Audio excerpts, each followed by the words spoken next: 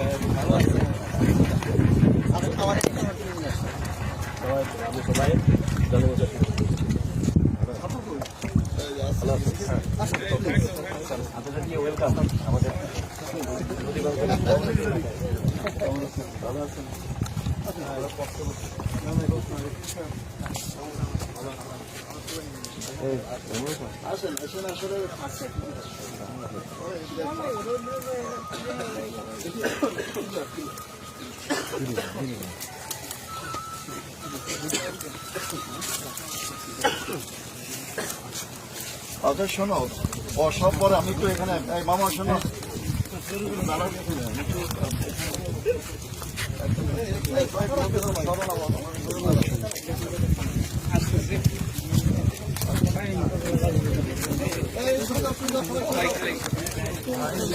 এদিকে সরে যাও।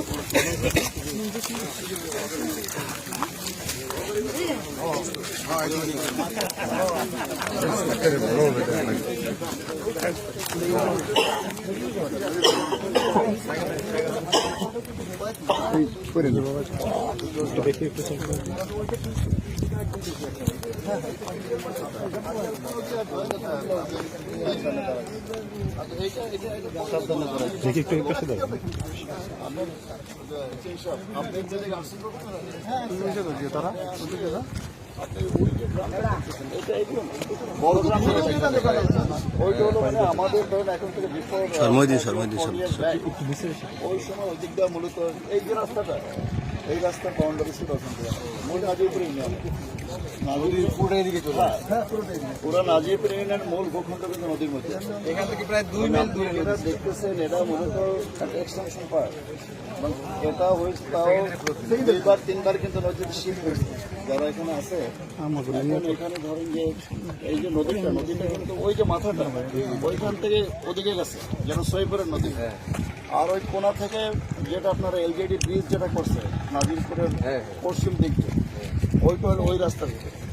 এখন ওদিক থেকে যে পানিটা আসে, পানিটা এসে প্রথম হচ্ছে আপনার যেটা নাজিরপুর হেডকোয়ার্টার যেটা, এখান থেকে স্থায়ী বাদ কিছু জায়গা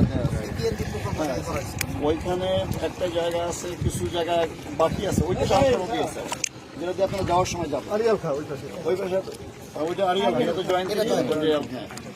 এখন ওই জায়গাটা আছে, আমরা ওইটা দেখাবো, একটা ভার্নারেবল জায়গা ওখানে আছে। আর আর আপনাকে আমি যেখানে এইখানে যে নদী দেখছেন আপনি, এই যে কোনাটা, এই যেটা ওই পাশের যে নদী,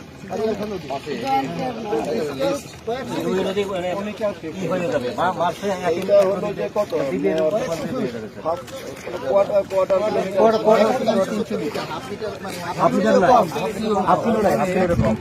এইটা আল্লাহ না করুক। এবং আমি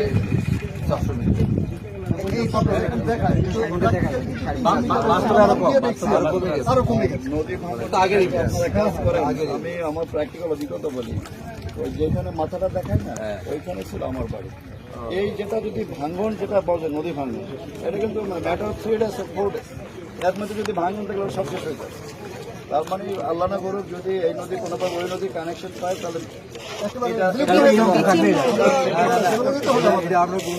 সেই জায়গায় সেটা আমরা করতে। আর একটা বলি আপনাকে, নাজিরপুর ইউনিয়নটা হলো মূলত 5টা টুকরা নিয়ে একটা ইউনিয়ন। একটা হলো এই পাটটা, ওই বাণীমর্দনটা মূল ভূখণ্ড হলো এটা এখন। আর আপনার ওই যে যেখানে এলজেডি ব্রিজ হয়েছে, ব্রিজের নাজিরপুর, এই পাশে নদীর ওই পারে একটা অংশ। দুই নদীর উপর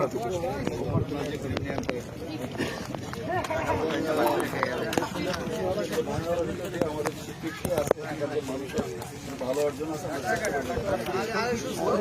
আমি আপনাকে সংক্ষেপে বলছি, এখন যে স্কুল কলেজ যেগুলো আছে 40 বছর আগে এরকম 3-4 আলাদা বিল্ডিং ছিল, তার মানে হ্যাঁ 60 ইয়ার্স। এটা আমার কাছে মনে হয় যে এই নদী এটা অভিশাপ বলেন আর আশীর্বাদ বলেন, এটার সাথে লড়াই করতে করতে ওই লেখাপড়া বলেন, এই বলেন সেই বলেন, আমরা বাধ্য হয়েছি। কারণ এখানে আমি ছোটবেলা থেকে দেখি যে পরিবারগুলো মূলত একটা বিল্ডিং পরিবার, যাদের জন্য তাদের মানে